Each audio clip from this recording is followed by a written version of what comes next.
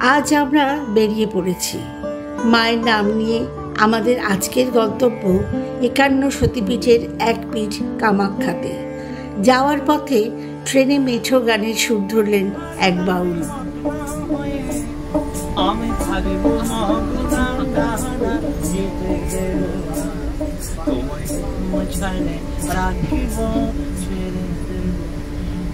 এক রাতের ট্রেন জার্নির পরে আমরা পৌঁছলাম কামাখ্যা পীঠে।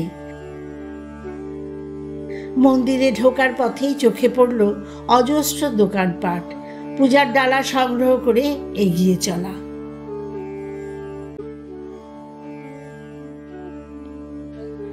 কামাখ্যা মন্দিরটি এক চূড়া বিশিষ্ট মন্দির। পুরাণ বলছে এই স্থানে দক্ষযজ্ঞে খণ্ডিত সতীর যোনি পতিত হয়েছিল, তাই এই পীঠকে মহাপীঠ বলা হয়। এই স্থানে কামদেব তপস্যা করে তার রূপ ফেরত পেয়েছিলেন, তাই এই স্থানকে কামরূপ কামাখ্যা বলা হয়। আগের মন্দিরটি ছিল সুপ্রাচীন, কিন্তু কালাপাহাড় এই মন্দিরটি ধ্বংস করে।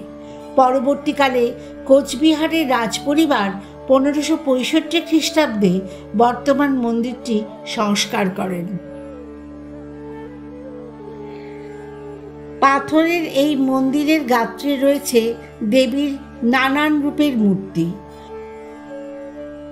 তন্ত্রসাধকদের কাছে এই কামাখ্যা সতীপীঠ সর্বশ্রেষ্ঠ সাধনা ক্ষেত্র।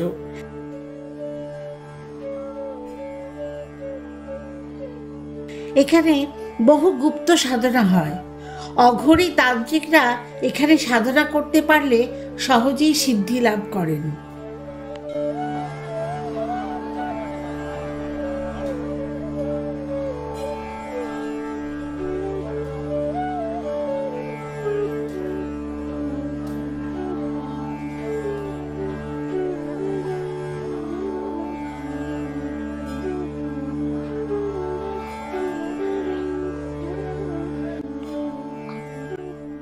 মূল গর্ভগৃহে দেবী কামাখ্যা যোনিশিলা রূপে পূজিতা হন। মন্দিরের পাশেই রয়েছে সৌভাগ্য কুণ্ড। এই কুণ্ডের জল মাথায় দিয়েই ভক্তরা পুজো দেন দেবীর।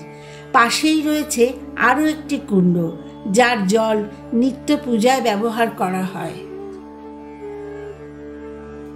দেবী দর্শন করে প্রণাম করে আশীর্বাদ নিলাম, মা যেন সকলের মঙ্গল করেন।